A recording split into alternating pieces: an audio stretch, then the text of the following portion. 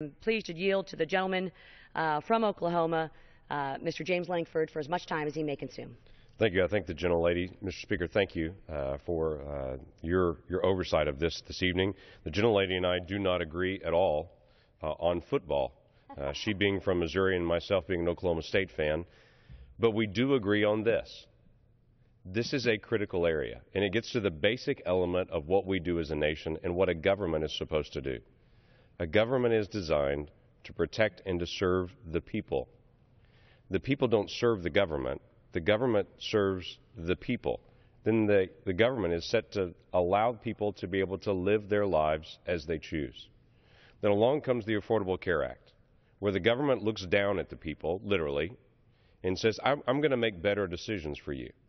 I'm going to, instead of you choosing your doctor, instead of you choosing your hospital, instead of you choosing your insurance, I'm going to pick a group of insurance policies and hospitals and doctors I like as the government, and you get to pick from my list and remove those choices from individuals. And then to set up a website and to say you're required to go on this website and enter your information on this website. Now, Mr. Speaker, I don't know how you handle shopping online, but when I shop online, I'm careful of what websites I go to. I want to make sure there's security protocols and there's some backing to that, so I'm not entering information into some site that I don't know how the security is handled. But this one's different.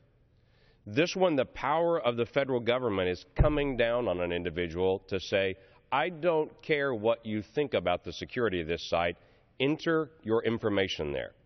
And not only enter your information there, enter your children's information there. Now, Chief Information Security Officer Teresa Fryer, she is the one that's set to be able to sign off on the security protocols for the website when it was to be launched. But in September, she refused to sign off and to put her name onto the exchanges and the data hub and say that it's ready to go and that the security is there. In fact, her statement was there was a high risk of security and there had been no end-to-end testing of this site, and she refused to sign off on the security. This is the Chief Information Security Officer that is assigned to oversee that from the government. Instead, it was pushed up to Marilyn Tavenner, the director of CMS, to have to make the sign-off because the person under her refused to do it. Should Americans be concerned entering their information? Absolutely, they should be concerned entering their information, because there is still no certification that this is tested, fully approved, and there are not serious vulnerabilities. In the first week that the site was launched, the federal government brought in what's called a white hacker, someone that's going to come in and is going to test the system, try to hack in the system. Were they successful? Absolutely, they were successful. Found multiple vulnerabilities in the site itself and then reported it back to CMS. There are a lot of security vulnerabilities there. Is this an issue? Yes. But as ironic as all that is, a government that is set up to serve the people is actually trying to protect itself and not report when there's a problem. You see, when Target had 40 million credit cards stolen, in a very rare incident for a retailer like that, 40 million credit cards were stolen, my family's being one of those. We were all notified. We were told, you're at risk. Here's what has occurred. So go change your credit card. Go protect your identity.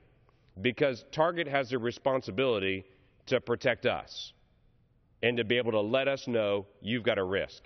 The federal government right now is saying, if someone breaks into our system, we have the responsibility to protect the federal government and not let anyone know, instead of protecting the individual. That is government on its head. Government is designed to serve and protect the people, not to have the people say, I can't tell you that information because it'll look bad for the federal government. No. This bill does a basic thing. It says the people are more important than the program that the government set up. The people are. And that if their information has been stolen, if there's been a compromise of that information, they should be informed of that, so that they can take the steps that are necessary to make sure them and their children who they've entered in on their site have their information protected in the days ahead.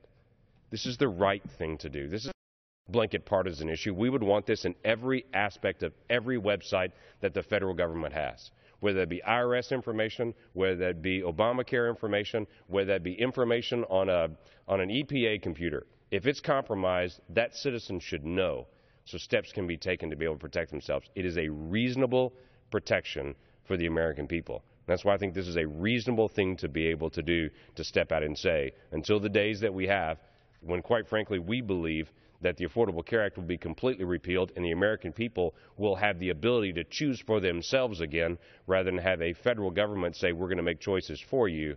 Until that day comes, it is a reasonable thing to at least begin with this. And for that, I thank the gentlelady from Missouri.